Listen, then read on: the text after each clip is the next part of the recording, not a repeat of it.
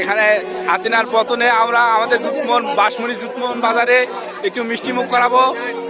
এখানে বাজারে সবাই আছে, মিষ্টি মুখ দাও দাও দাও দাও মুরব্বি দাও। এখানে হাসিনার পতনের উপলক্ষে মিষ্টি মুখ করা হচ্ছে। মিষ্টি মুখ আমাদের জুতমন বাজারে কাঁচা বাজারে মিষ্টি মুখ চলতেছে। জালিম শেখ হাসিনার পতনে আমরা মিষ্টি মুখ করাচ্ছি।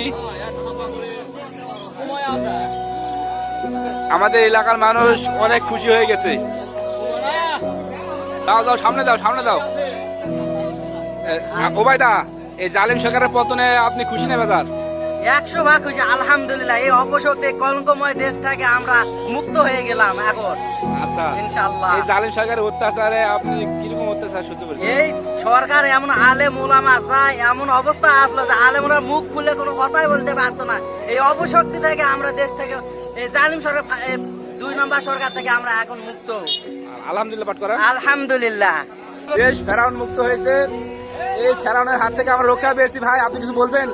না কি বলবো ভাই, এই যে জালিম সরকারের হাত থেকে আমরা মুক্তি পেয়েছি, এর আপনার অনুভূতিটা কেমন? মুক্তিটা পাওয়াতে আমরা খুব আনন্দ বোধ করতেছি ভাই। এটা আল্লাহর রহমতে বৃষ্টি হচ্ছে এখন। আল্লাহর রহমতের বৃষ্টি হচ্ছে, দেশটা এই কলঙ্ক মুক্ত করার জন্য আল্লাহর রহমতে খুনি সরকারের হাত থেকে মুক্তি লাভ করছে। এতে করে আমরা আল্লাহ শুকরিয়া আদায় করি। আলহামদুলিল্লাহ পাঠ করেন।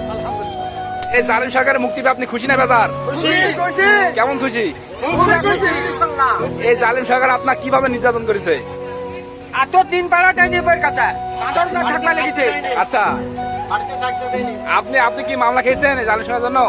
মামলা খেতে আচ্ছা মামলা তো একটা আছে 36 নম্বর মামলা, 9 নম্বর ওর থেকে একজন আছে সেটা আমি। আচ্ছা, আপনি এই জালিম সরকারের হাত থেকে রক্ষা পেয়ে কেমন আনন্দিত? কেমন অনুভূতি কেমন? খুব আনন্দিত, খুব আনন্দ। আচ্ছা, সারা দেশের লোক আনন্দ। আমাদের বাসুরি গ্রামের মানুষ এই জালিম সরকারের হাত থেকে রক্ষা পেয়ে অনেক আনন্দিত হয়ে গেছে। এদিকে আল্লাহর রহমতের বৃষ্টি হচ্ছে, রহমতের বৃষ্টি। আলহামদুলিল্লাহ। আসসালামু আলাইকুম ভাই, এই জালিম সরকারের হাত থেকে মুক্তি পেয়ে আপনার অনুভূতি কেমন?